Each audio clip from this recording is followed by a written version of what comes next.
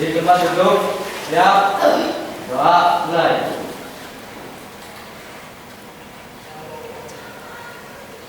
Selesai. Salam. Assalamualaikum warahmatullahi wabarakatuh. Waalaikumsalam warahmatullahi wabarakatuh. Silakan dibimbing untuk menanyakan bahasa Indonesia dari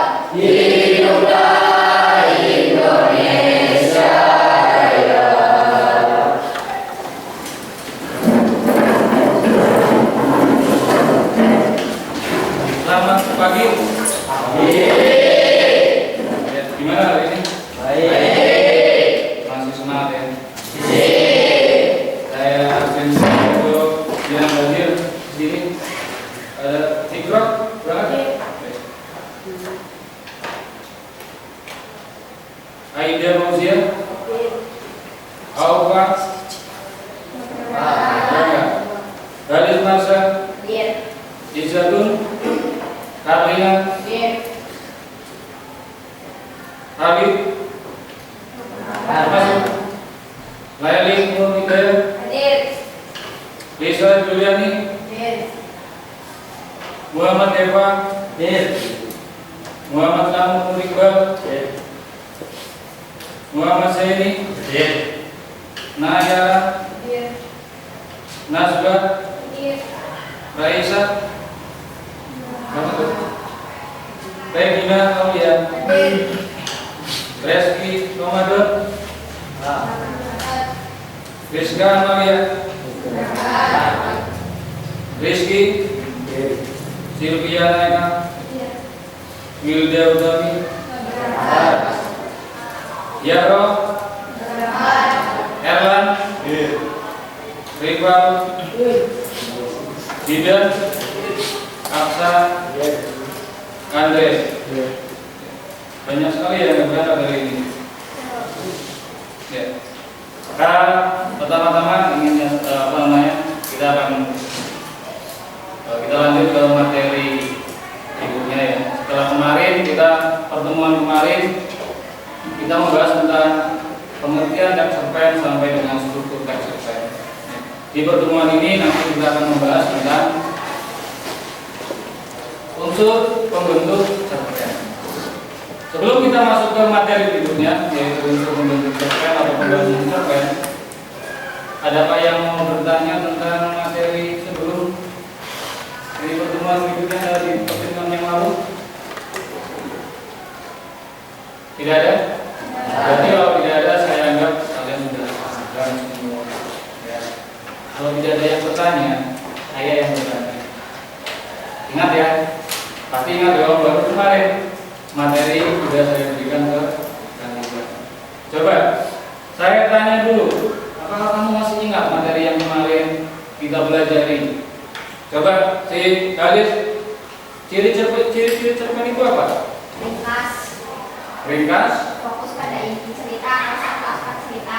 iya, kemudian Cerita fiktif atau rekaan. ya, terus Mengungkapkan masalah yang penting saja. terus Menggunakan bahasa yang ajar, sugestif dan provokatif atau menarik perhatian. ya, dan ingat ya ciri-ciri cerpen. Ya. Satu, cerpen itu cerita rekaan. Yang jelas cerpen itulah cerita fiktif. Jadi cerita itu tidak nyata. Di lingkungan kita itu tidak ada cerita yang dicerpen. Hanya hasil imajinasi. Ya, hasil imajinasi seorang pengarang. Ya. Kalian bisa membuat sebuah cerpen mungkin dengan kisah pribadi kalian. Ya. Saya kira untuk materi yang pertemuan yang lalu itu kalian sudah paham semua lah. Ya, karena cerpen itu kan mudah. Ya, semua mungkin di antara kalian pernah membaca cerpen, cerita pendek. Ya, jelas ya? Nah, sekarang kita masuk ke materi yang berikutnya juga ketiga cerpen. Ya, kalian bisa buka halaman 38.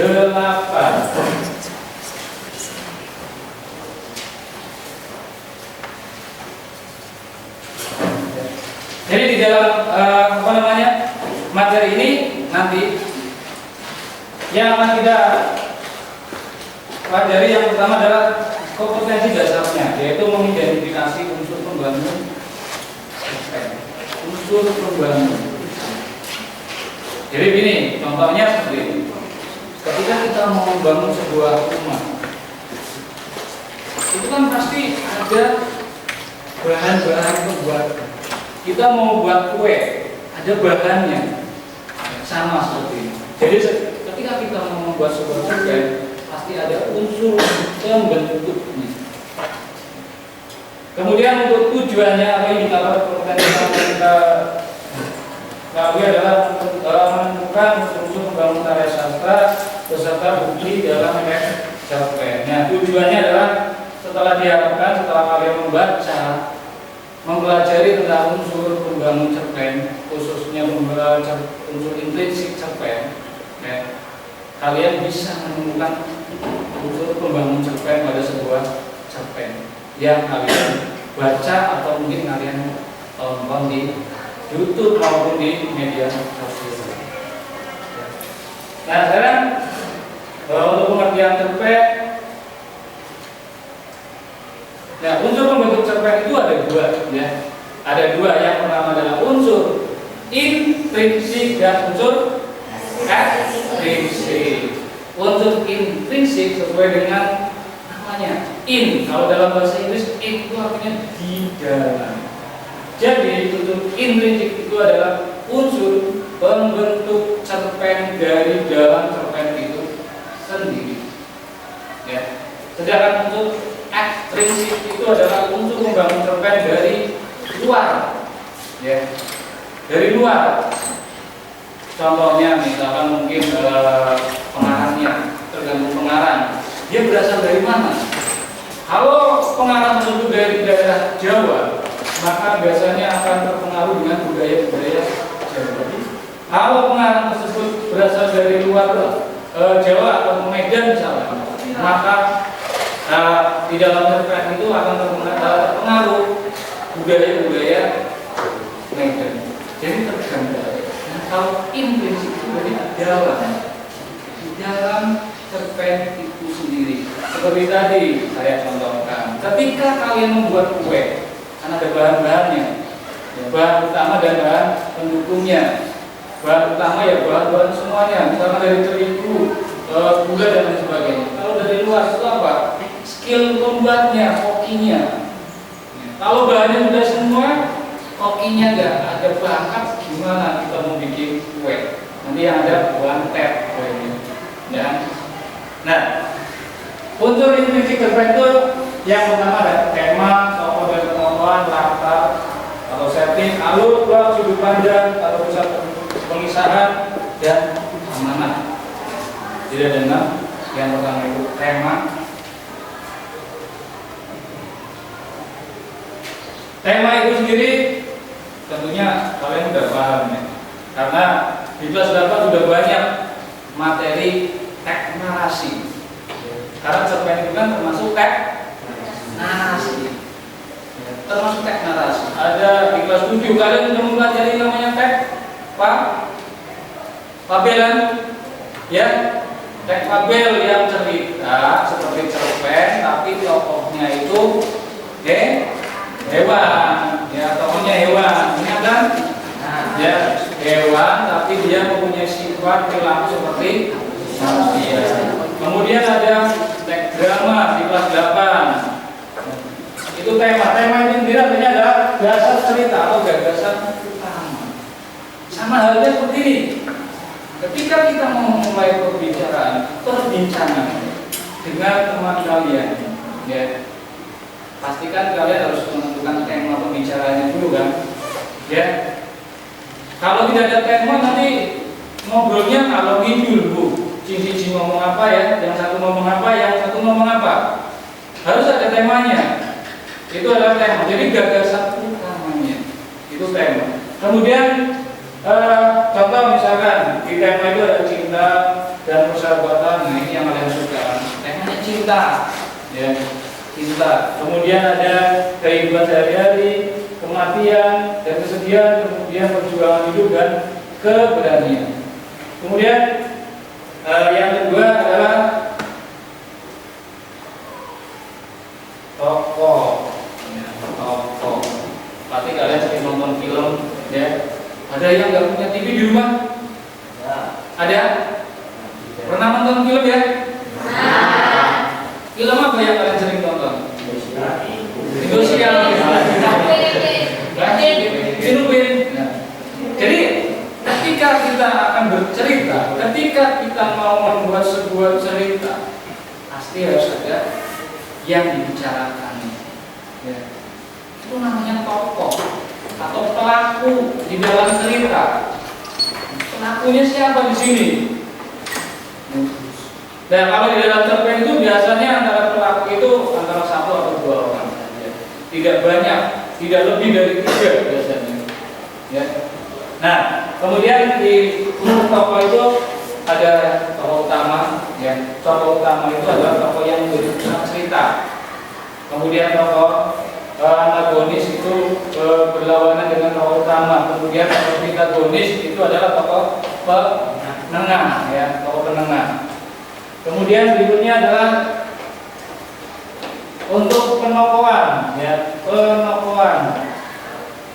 Jadi seperti kita, manusia itu kan punya watak berbeda.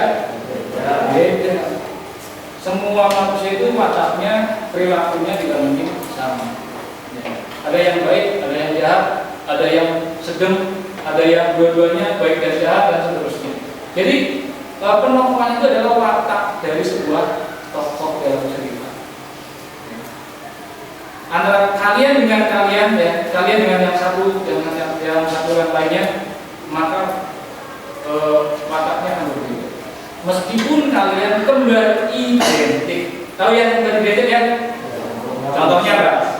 Tipin P itu kembar identik, maksudnya sama-sama laki-laki dan kalau kembar tidak identik itu mungkin satu laki-laki, satu perempuan. Ya. Nah itu adalah kata identik pasti berbeda. Ya. Meskipun kembar mereka akan berbeda. Ya.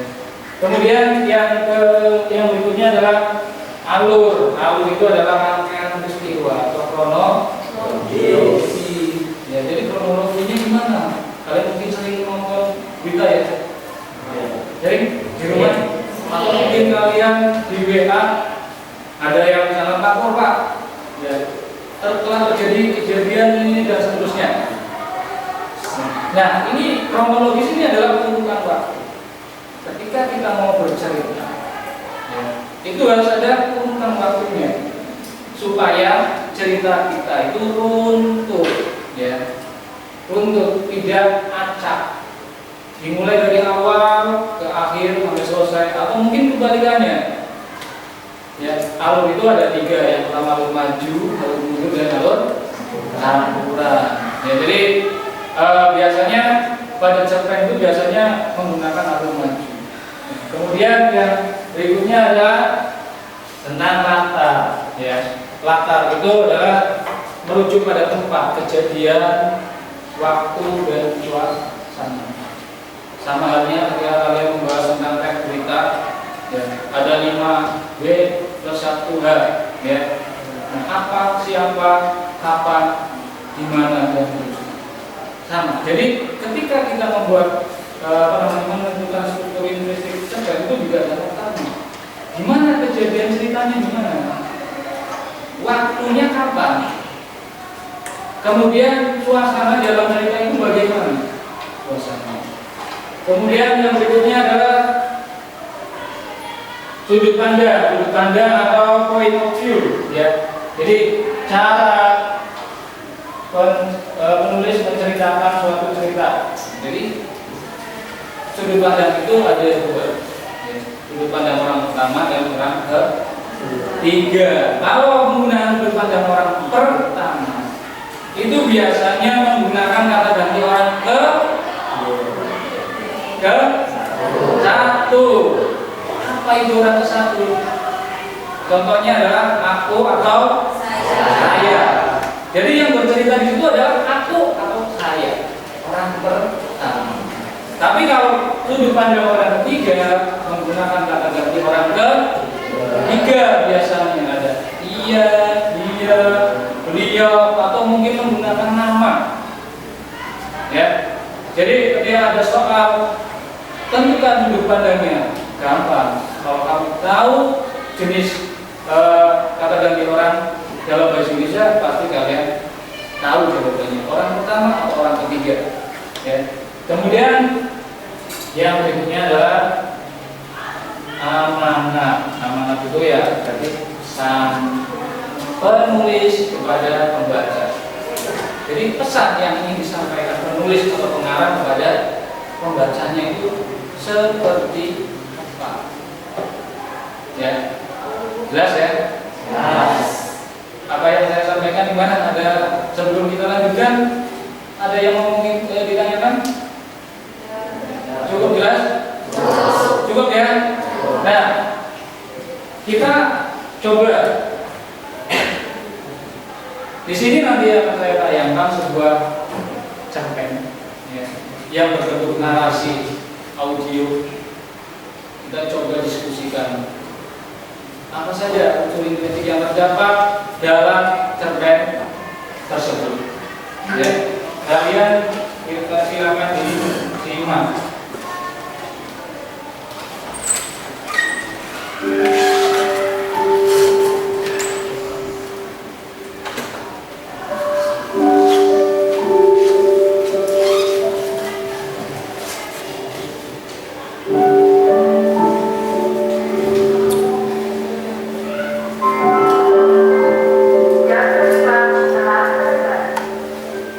Seperti yang sudah seharusnya, pada hari baikku saya mati.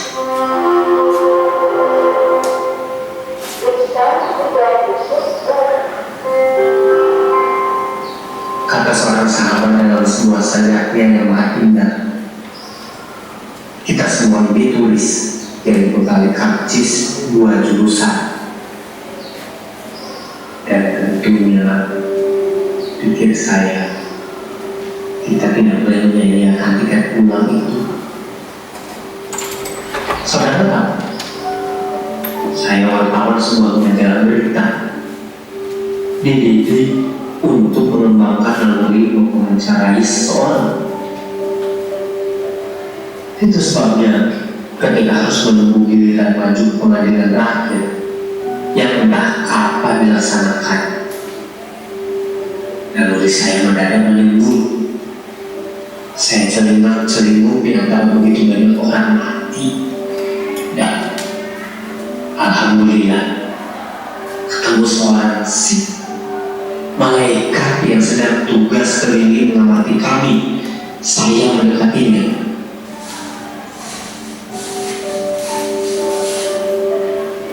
Kalau boleh tanya, apa saya bisa menemui kakek kami? Malaikat semua baik ternyata. Ia memegang bahu saya. Sorot matanya menimbulkan suasana sejuk, sehingga saya berpikir sudah berada di surga. Tetapi kan belum ada keputusan saya nanti dikirim kemana. Supaya tidak kelihatan konyol, sebagai wartawan saya lanjutkan pertanyaan saya. Boleh ya Mas? Aku kaget sendiri ketika menyebutnya Mas. Tapi malaikat itu memang baik. Saya tidak bisa menonton dan nanti apa malaikat ini umum. Saudara sekali, saya meninggal ketabrak angkot ketika sedang naik motor melaju ke sebuah rumah sakit untuk besuk seorang rekan di sedang koma.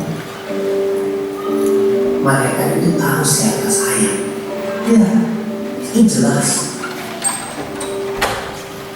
Boleh saja, kenapa tidak? Mau wawancara? Mari, saya antar ke sana. Ia benar-benar malaikat baik. Setelah sampai di tujuan, ia menunjuk ke arah seseorang yang lagi duduk di bawah sebuah pohon dan segera meninggalkan saya. Saya mendadak jadi kiku, kaget dan kiku. Kenapa kesempatan serupa ini tidak pernah saya dapatkan ketika masih jadi wartawan? Saya pun mendekati kakek kita itu. Siap-siap pertanyaan apa yang akan saya ajukan. Dan ketika sudah dekat dengannya, saya berhenti. Saya timbang-timbang lagi, apa jadi mewawancarainya atau tidak. Terus terang, saya takut benar-benar.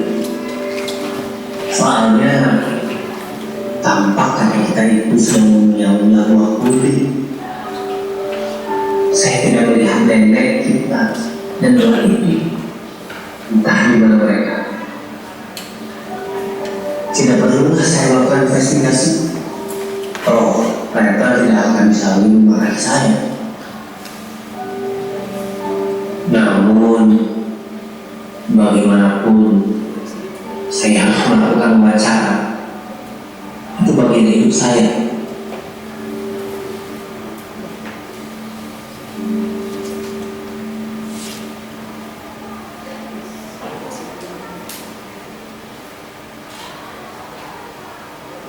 Ya, tadi adalah sebuah cerpen dari karya Sapardi Djoko. Ya, Bunda lihat, Bunda menyimak, ya. Itu adalah cerita seorang wartawan yang meninggal ke tabrak angkot ketika beliau itu mau menjenguk temannya di rumah sakit. Ya, itu ceritanya seperti itu. Jadi seorang wartawan kemudian dia mau membesuk temannya di rumah sakit, tapi dia yang bernasib sial ketabrak angkot kemudian meninggal. Nah, dari apa yang sudah kalian amati, kalian simak, kalian tonton, ya. Tadi yang seperti yang sudah saya jelaskan, untuk tema yang khususnya kita coba cari. Nah, sekarang temanya itu apa? Coba tadi Temanya kehidupan di era yang beda. Jadi tema dari cerpen tersebut adalah kehidupan seorang wartawan yang tadi meninggal. Jadi dia hidup di alam barzakh, seolah ketemu dengan malaikat untuk ditanya. Kemudian untuk di situ tokohnya di situ ada siapa? Ada? Saya wartawan malaikat.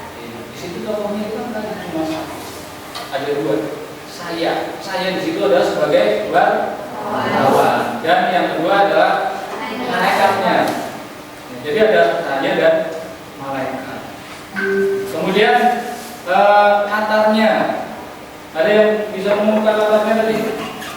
Pak. Ya, hebat. Latar tempat di alam kematian atau barzah. Latar tempat itu di alam yang beda tadi. Ya, karena sudah meninggal. Kalau dalam agama kita kan dibuat apa namanya yang untuk bertanggung jawab dulu ya. Nah, kemudian alurnya bagaimana?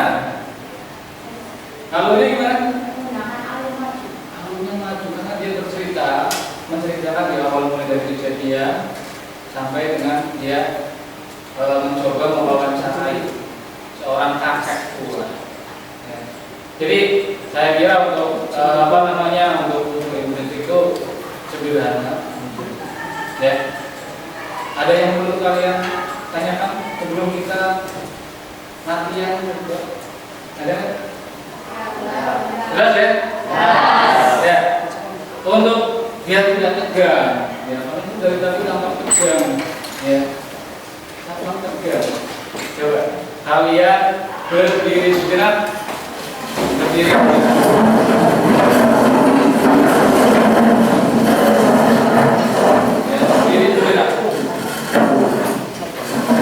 Nanti kita akan mulai permainan saja, ya. Namanya permainan konsentrasi. Jadi nanti akan kelihatan siapa yang tidak konsentrasi. Ya. Siap? Konsentrasi. Siap? Konsentrasi mulai. Ulangi. Konsentrasi. Siap. Konsentrasi. Mulai. Dan sekarang kita aja ikuti arahan dari saya. Ya. Ke depan, tangannya ke depan, ke atas, ke samping, ke bawah, ke atas, ke depan, ke bawah, ke samping. Ya, kemudian ke atas.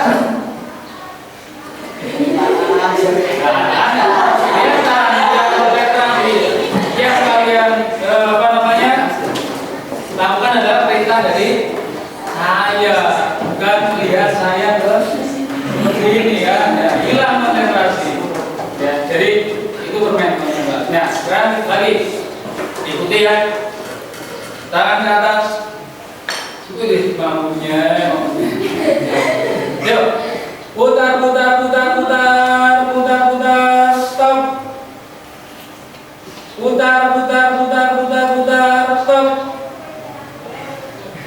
Putar, stop. Putar, stop. Putar, stop. Stop. Ya. Konsentrasi. Ya, tidak konsentrasi kalian. Kita akan dicoba lagi, ya. Ingat konsentrasi. Ya. Putar, stop. Putar, stop.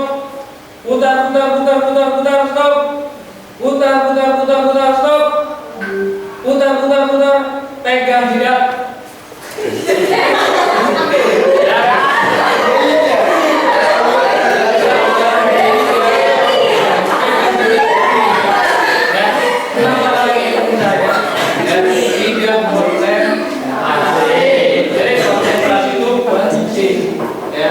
Harus banyak minum air.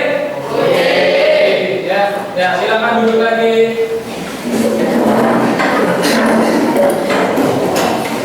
Nah, sekarang akan saya bagikan lembar latihan. Ya, nanti kalian akan membentuk kelompok. Ya, membentuk kelompok. Coba silakan kalian bentuk sebuah kelompok, ada 4 kelompok, 5 anak, 1 anak, kelompok 5 anak. Silakan berkelompok.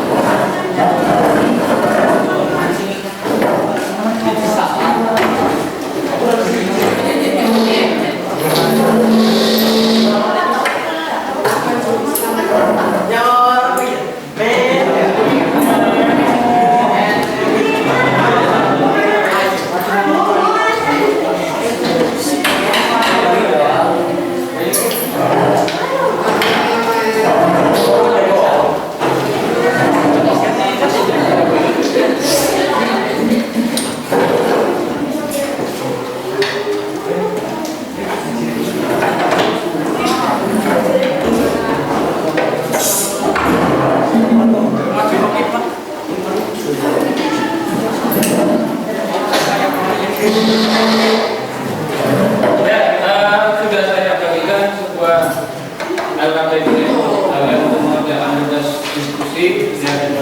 Nah, sebelum kalian mengerjakan, kalian simak dulu video yang satu ini.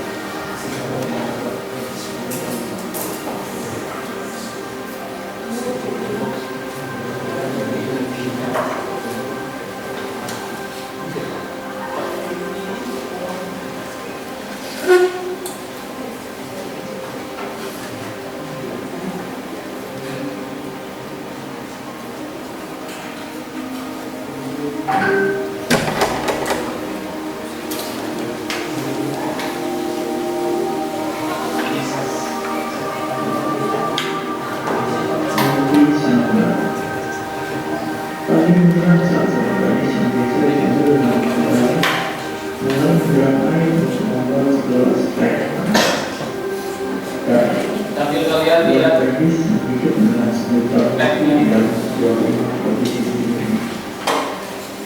dalam kekuatan dan terus maka bisa dilaksanakan. Namun sayangnya dalam tidak bisa mengenal tubuhnya sendiri tanpa mendapat silakan, sehingga masih memasukkan bahkan saat berada di istana. Kedua orang tua selalu mengatakan karena merasa tidak ada yang bisa dilakukan gadis dengan kursi roda tersebut. Sementara kakaknya mungkin sedang mengatur kepentingan dengan kondisi seperti itu. Setiap kali orang hanya menghabiskan waktunya dalam kamar dan sekali mengarahkan kursi rodanya menuju arah kamar.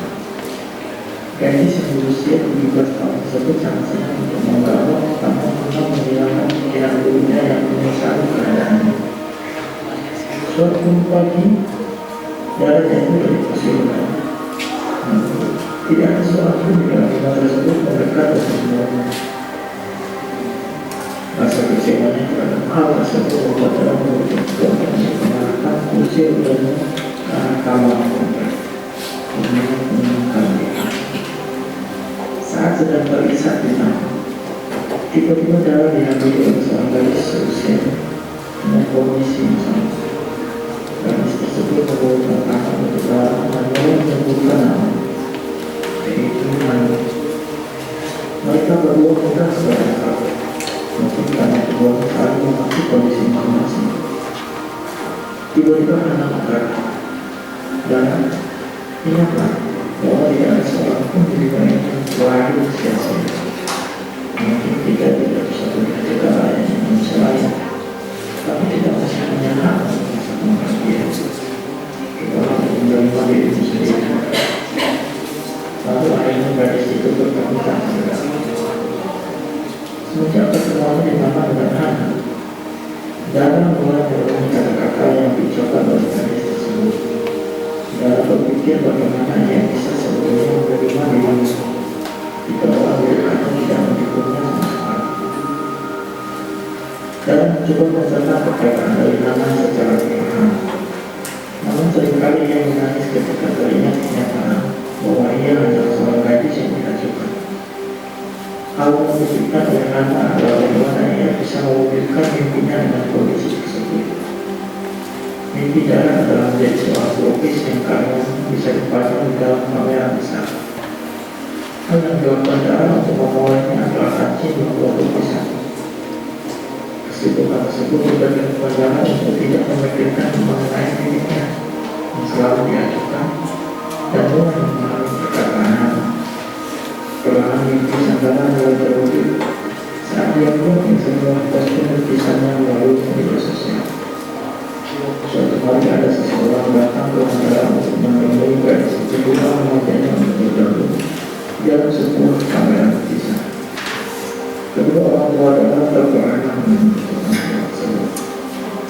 Sebab tidak menyangka bahwa Dara, si gadis kursi roda, bisa menghasilkan karya lukisan yang indah.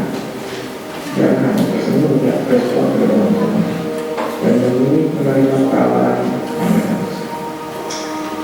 Berbagai kisah indah dipajang dalam pameran yang diberi tema mimpi Sandra. Orang tua dalam menghadiri pameran tersebut dan merasa terharu atas pencapaian putri yang selama ini. Sementara dalam masa muda harus menerima kaya fisiknya dan memanfaatkan apa yang dimiliki. Pesan yang bisa diambil dari cerpen ini, apapun kondisi kita, jangan pernah merasa bahwa hidup kita sia-sia. Selalu bersyukur dan selalu berusaha.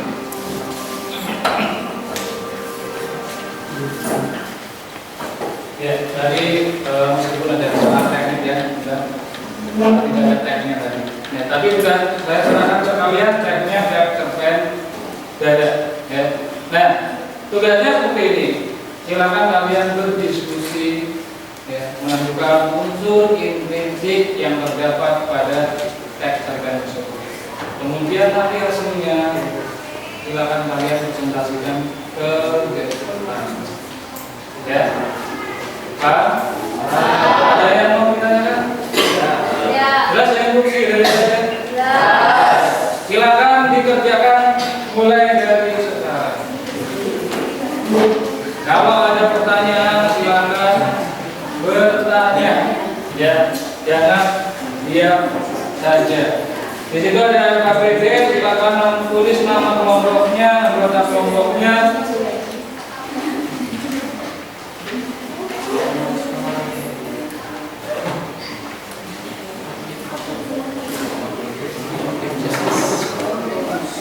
Kemudian jangan lupa ya, cari kalimat yang mendukung bahwa misalkan latarnya misalkan di mana latarnya? Latar itu di mana?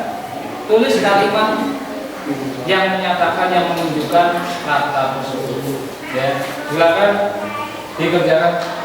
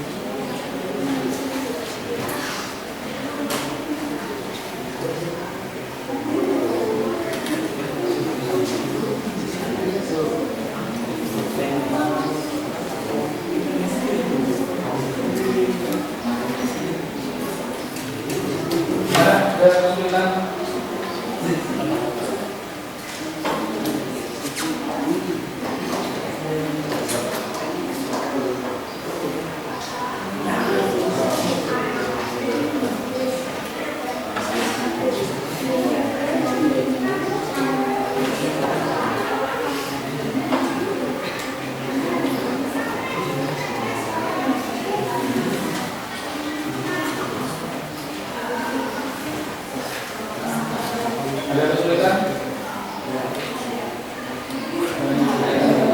Kalau ada pertanyaan, kita dan memang ada yang tahu.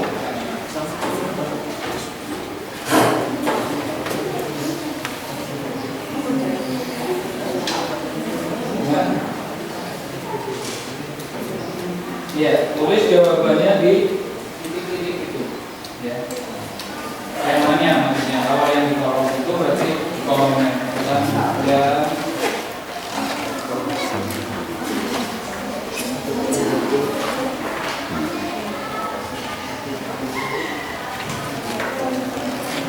Dan tokoh itu kan di kotak tokoh dan penulisan. Karakter tokohnya di kotak di kolom kedua, kemudian bukti kalimat atau petikannya di kolom ketiga. Ya.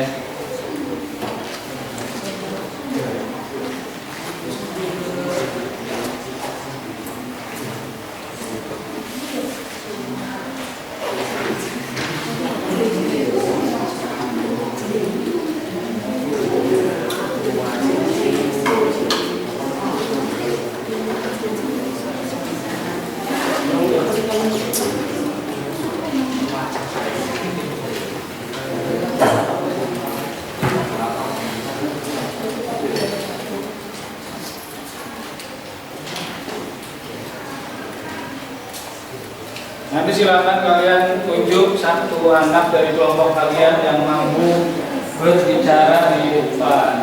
Ya. Ini untuk melatih kalian berbicara di depan. Siapa tahu kalian nanti biasa jadi lurah, jadi udah bisa ngomong berpidato. Ini kan?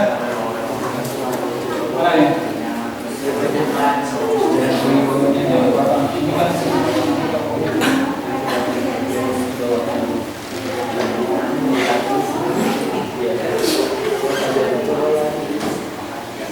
Kalau memang tidak semua itu tidak cukup, ya, di sebaliknya atau apa, boleh cari tempat yang kiranya bisa untuk mengerjakan.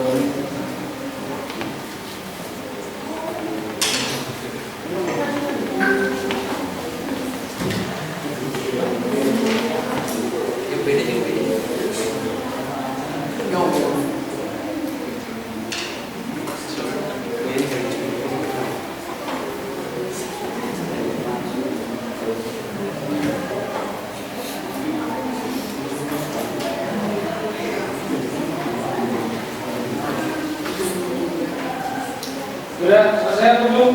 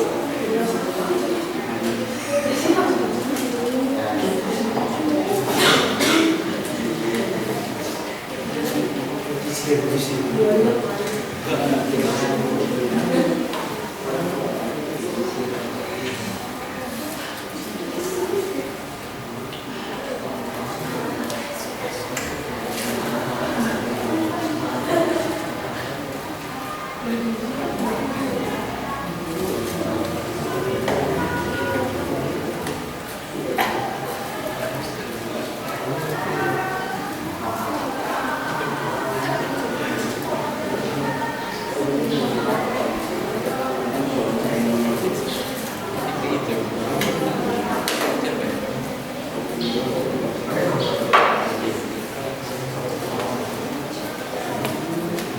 lagi ya.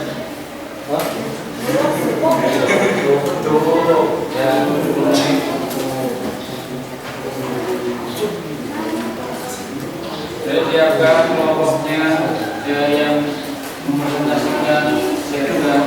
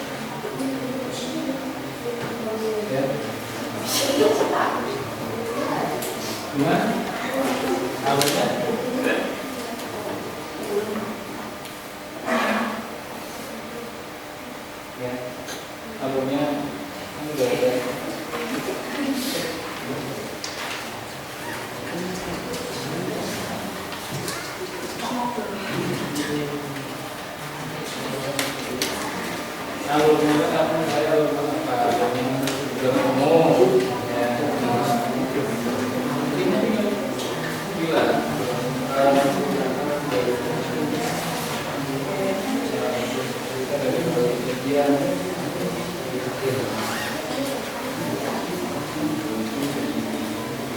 kalau di depan kalau dua penjelasannya seperti itu, tidak ada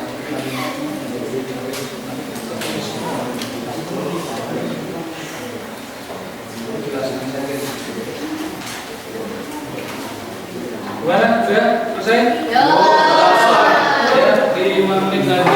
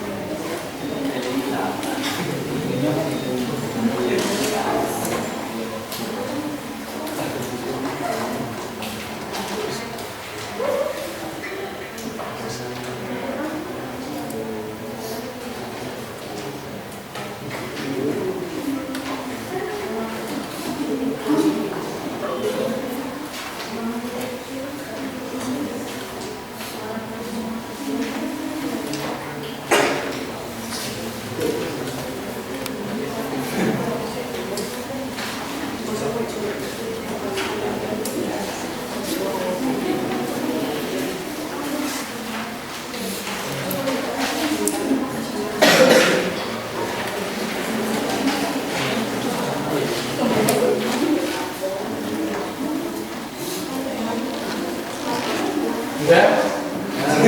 Sudah ya? Ya, silakan yang sudah boleh tampil duluan untuk mempresentasikan hasilnya. Perwakilan saja silakan depan. Saya mau jawab. Yang masih duluan. Silakan depan.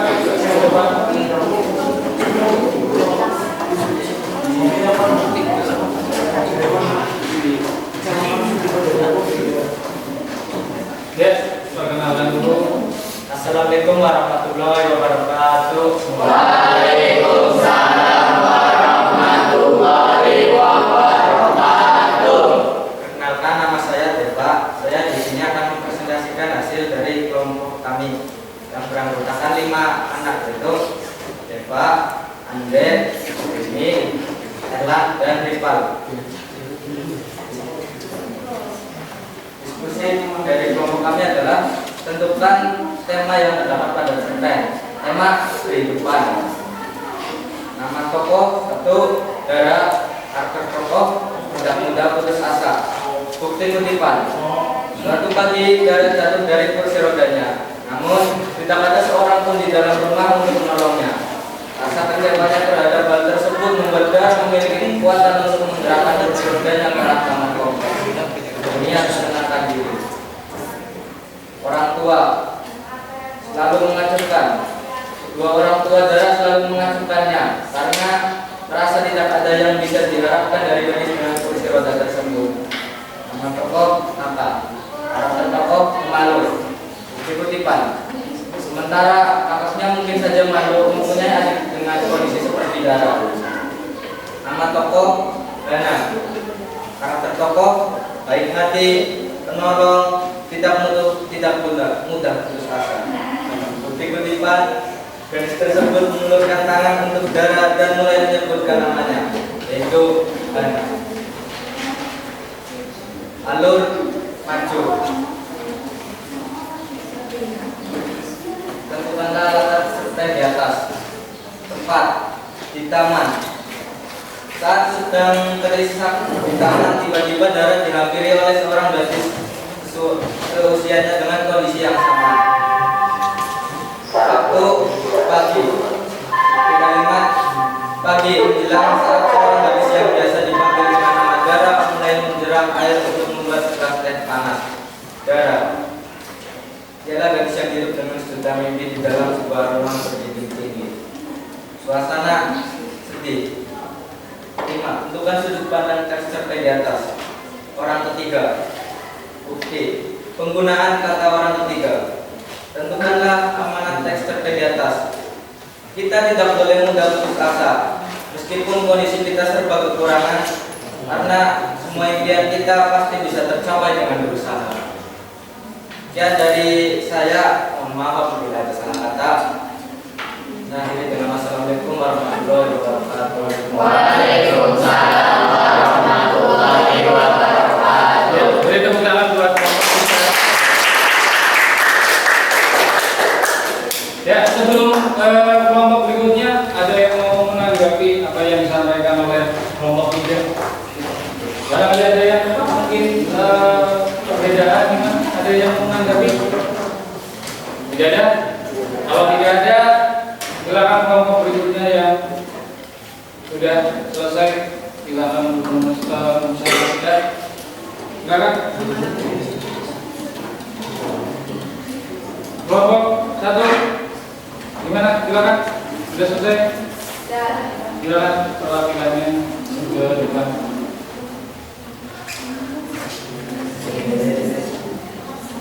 Ayo, Dep, Regina, silakan.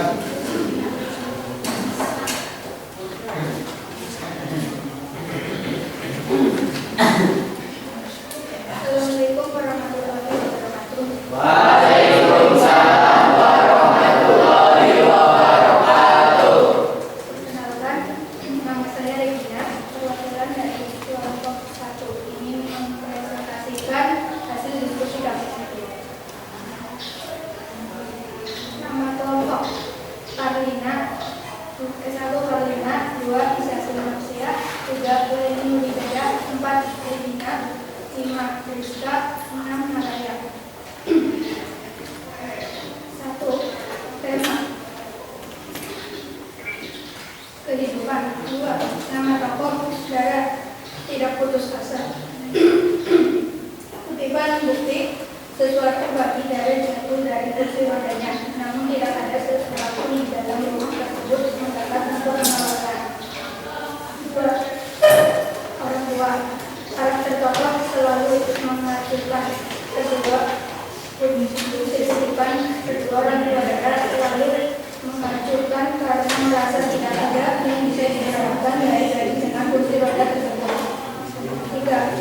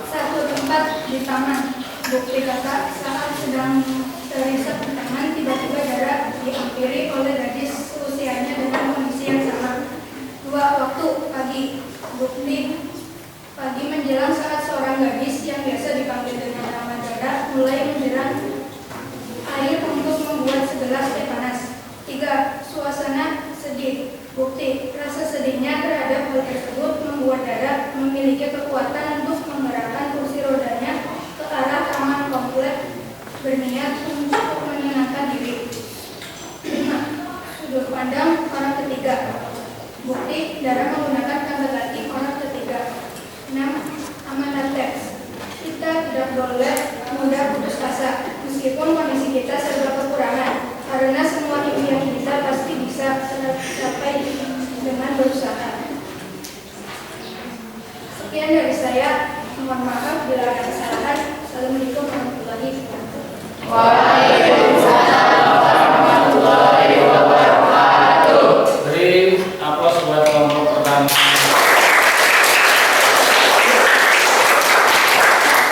Karena waktu juga tidak memungkinkan untuk menampilkan semuanya. Nanti untuk dua kelompok yang presentasikan, kalian presentasikan ke pertemuan berikutnya. Ya. Sebelum ini ada yang mau memberi tanggapan untuk kelompok satu? Ada? Ada? Kalau tidak ada, silakan duduk sebentar lagi di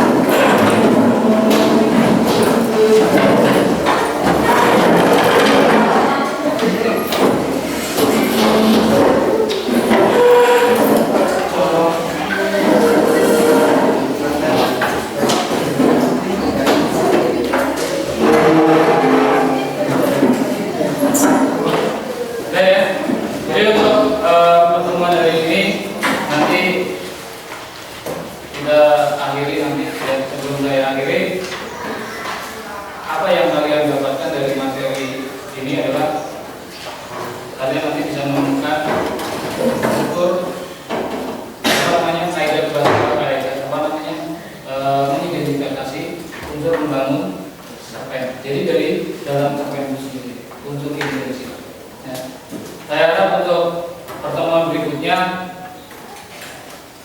semua anak yang di kelas ini bisa hadir yang seperti ini ya. Hari ini ada 5 anak yang tidak. Ya. Moga-moga apa yang sudah saya sampaikan, apa yang sudah kita bersama-sama pelajari bisa bermanfaat untuk kalian, untuk kita bersama. Ya. Jadi sebelum saya akhiri mungkin ada pertanyaan. Ada pertanyaan? Tidak ada.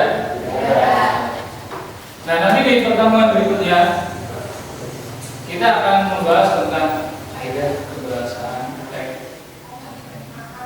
Setelah unsur intrinsik, unsur ekstrinsik, nanti kita akan membahas di materi berikutnya adalah kaidah kebahasaan teks cerpen. Ya. Seperti yang sama. Jadi dalam pelajaran bahasa Indonesia itu kan basisnya adalah teks. Basisnya teks seperti semula kalian itu materinya hanya diulang-ulang. Kaidah kebahasaan, struktur, semuanya sama. Inti pada intinya itu sama. Seperti pada pendahuluan, ya ada orientasi. Itu pengertiannya sebenarnya sama. Ya, orientasi itu ya pendahuluan. Jadi sama. Kalau kalian amati, kalau kalian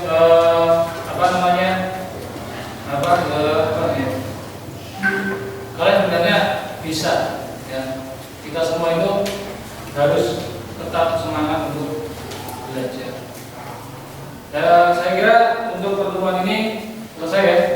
Kalau tidak ada pertanyaan, saya akhiri. Assalamualaikum warahmatullahi wabarakatuh.